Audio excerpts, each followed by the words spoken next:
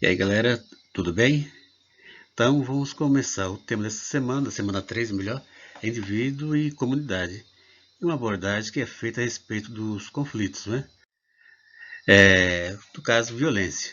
A violência, ela surge como um produto de relações desenvolvidas do homem com a natureza ou entre si, sendo grande viabilizadora da sobrevivência do ser humano, em determinados contextos e períodos.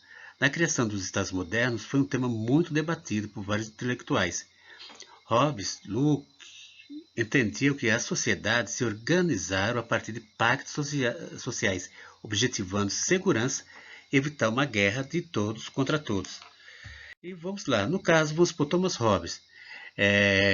Para Hobbes, o homem é conduzido por suas paixões, ficando eventualmente limitado apenas por regras gerais de foro interno, estabelecidas pela sua própria razão. Porém, existem três motivos, segundo o pensamento de Hobbes, que levam o homem ao conflito. Quais são esses motivos? São eles: competição, desconfiança e glória.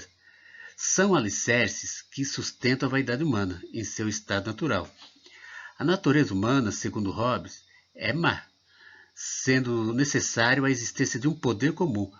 Poder este que tem por finalidade manter a ordem entre os homens. Nesse capítulo, inclusive, que Hobbes apresenta, capítulo 13, do livro dele, Leviatã, ele descreve qual seria o estado natural do homem. Fora do convívio social e a consequente miséria, que seria a guerra de todos contra todos, que estariam sujeitos a um poder comum. Dessa forma, ele articula a tese da necessidade de um poder soberano como forma de atingir a paz e a felicidade. Aí veio uma outra questão, aí no caso, Hobbes começa a desmembrar dentro do Leviatã todo o pensamento dele em relação ao pacto, né? Esse pacto social que levaria à paz. Então ele apresenta aqui o direito natural, o que seria a lei fundamental da natureza, ordena que o homem deva procurar a paz e segui-la.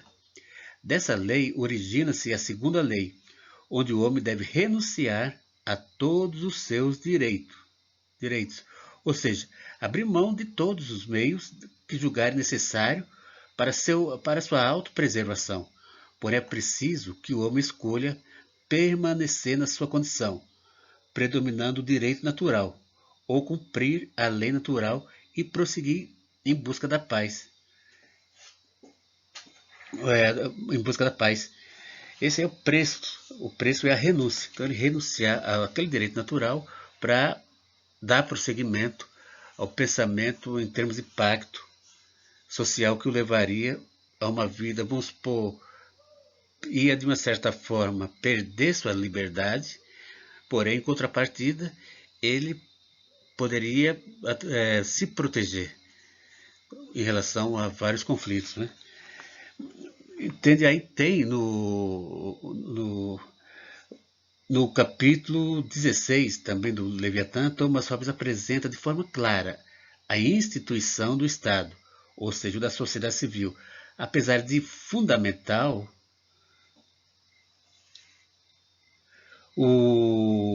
é nela que apesar de ser fundamental, por ser fundamental, é nela que o indivíduo encontra condições propícias para conseguir benefícios, a partir de um pacto no qual a vontade de todos é submetida a um único homem, sendo ele denominado soberano. E dentro desse contexto, a sociedade traz uma nova condição devida aos homens, originando a partir do pacto a união, transformando a vontade de cada cidadão em vontade única, motivo esse responsável pela formação da sociedade civil, transformando a multidão em povo e o homem passa a ser um cidadão. Esse foi o pensamento de Hobbes. Mais para frente nós temos Locke. O que é que Locke fala em relação ao contrato social? O contrato social engaja-se e desdobra-se no cerne da liberdade humana, estabelecendo o Estado civil. O passo seguinte é a escolha pela comunidade de uma determinada forma de governo.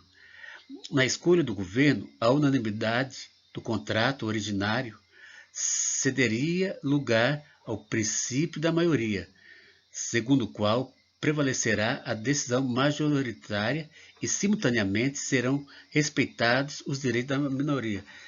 É claro que o Tratado Locke é bem mais flexível do que o questão do Hobbes, né? Locke, ele é mais, vocês vão ver mais à frente, é claro, se a gente entrar no estudo mais aprofundado do Locke, nós iremos ver o liberalismo que ele apresenta, defende em todos os pontos a liberdade individual, entende? É bem interessante as questões propostas para o Locke. O que ele pensa, o que ele fala, ele definir a forma de governo, cabe igualmente à maioria escolher o poder legislativo, o qual Locke conferindo-lhe uma superioridade sobre os demais poderes. Ele acredita que os membros do poder legislativo teriam mais poder do que os membros do poder executivo, e na época também falava-se do poder federativo. Entende? Mas por quê?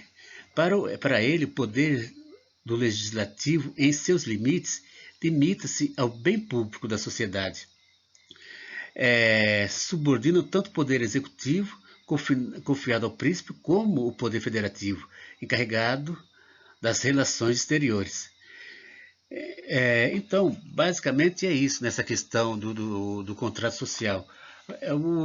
Ele leva muito em consideração a liberdade das pessoas, as questões, o modo das pessoas agirem, né? De poder falar, de poder dar voz, não exclusivamente para o coletivo, para a multidão, mas individualmente. Vamos lá, principais fundamentos do Estado. Em suma, o livre consentimento dos indivíduos para o estabelecimento da sociedade, o livre consentimento da comunidade para a formação do governo, a proteção dos direitos da propriedade pelo governo, o controle do executivo pelo legislativo e o controle do governo pela sociedade são para Locke os principais fundamentos do Estado Civil. Agora, outra questão também muito comentada em Locke, muito falada também, vem a ser aqui a propriedade privada. Por quê? As premissas liberais, isso aí faz parte do pensamento liberal, são mais evidentes no pensamento de Locke, defendendo não só a ideia de que o Estado é o resultado do contrato social, mas também afirmando que a propriedade privada é um direito natural e anterior ao surgimento do Estado. Essa teoria da propriedade se baseia na ideia de que o trabalho é o fundamento de toda propriedade, ou seja, é pelo trabalho que eu consigo ter condições, adquirir condições para que eu possa ter uma propriedade. Em muitos pontos aí ele vai ser diferente em muitas questões em relação ao que foi Hobbes, como também o que vem a ser agora o que nós vamos falar, o Rousseau. Em primeiro lugar, em relação ao Rousseau, ele fala da natureza do homem. Porque a natureza do homem é o seguinte, como em Hobbes, que a gente viu, Hobbes fala que é má. Segundo Locke ela não é boa nem má. Agora, para que o Rousseau, uma frase típica dele é o seguinte, em relação à natureza do homem: o ser humano é um bom selvagem inocente. Na realidade, ele quer falar o seguinte, ou seja, nós nascemos bons, selvagens aqui significa que não somos seres sociais, somos bem sociais, e inocentes, porque por não haver culpa nos nossos atos. Isso é, a questão que se coloca é a seguinte: como preservar a liberdade natural do homem? Porém, só antes de continuar, o que o Rousseau vai falar em relação à propriedade privada? Ele diz em relação à violência. Segundo Rousseau, o homem era um bom selvagem inocente. Porém, o que gerou toda essa onda de conflitos foi a propriedade privada. Para Rousseau, o mal entrou no mundo pela propriedade privada. Aquele primeiro homem que pegou, bateu uma estaquinha lá, falando esse pedaço de terra é meu, aí segundo Rousseau, é a partir daí que entra assim, essa questão de mal no mundo. Mas continuando, é o seguinte, vamos supor como essa questão da natureza do homem, quando nós estamos falando, falando aqui, A questão que se coloca é a seguinte, pelo menos que nós vemos como preservar a liberdade natural do homem e, ao mesmo tempo, garantir a segurança e o bem-estar da vida e sociedade. Segundo Rousseau, isso seria possível através de um contrato social, por meio do qual prevaleceria a soberania da sociedade, a soberania política da vontade coletiva. Para isso, para o filósofo, o início desse contrato social se deu na soberania política da vontade coletiva. Ele fala da vontade de um todo. Para o filósofo, o início desse contrato social se deu no momento em que os indivíduos se uniram visando superar obstáculos que não conseguiam em seu estado natural. Na passagem do estado de natureza para o estado civil, o homem muda. O instinto é substituído pela justiça. Entende?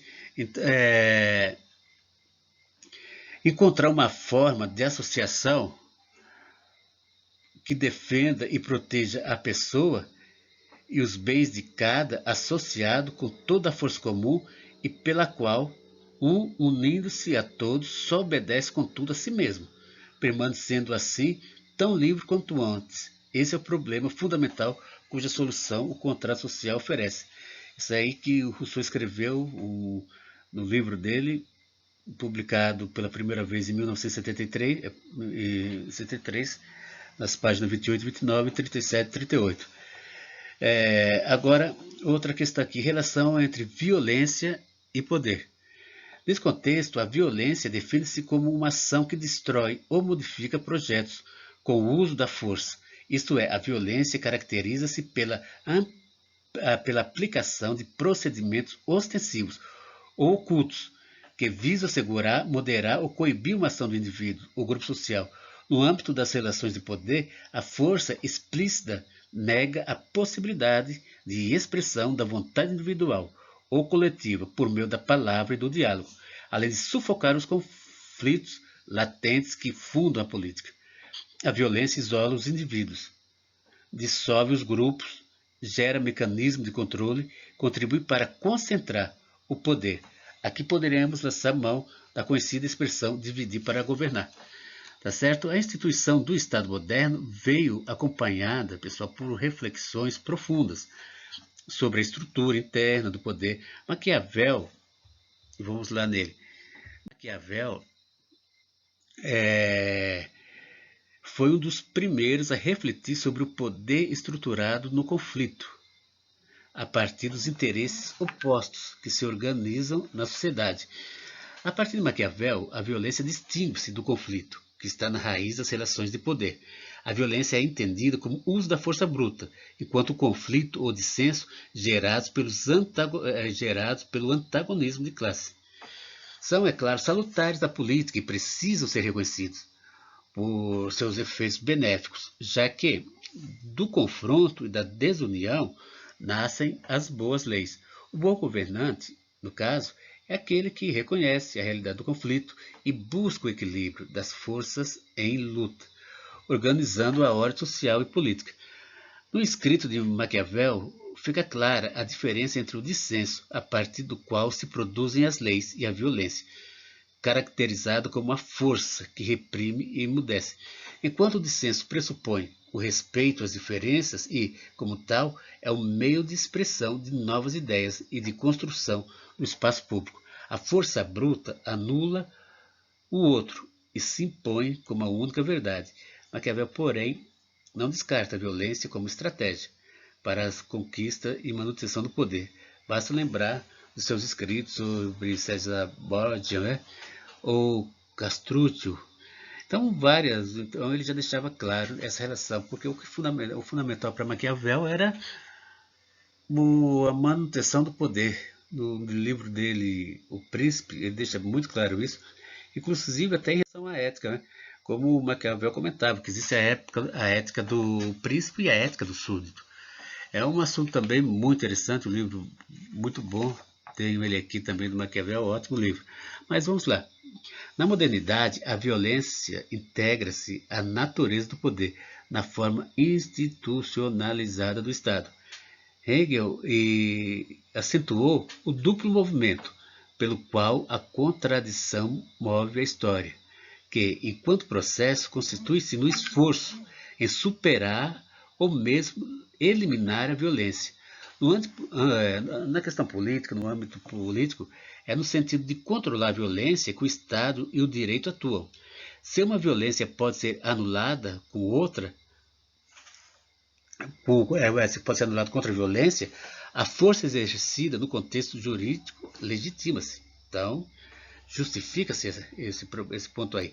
A questão posta por Hegel assume novas formas no pensamento moderno e a teoria de Marx, ainda entendendo a violência como motor da história.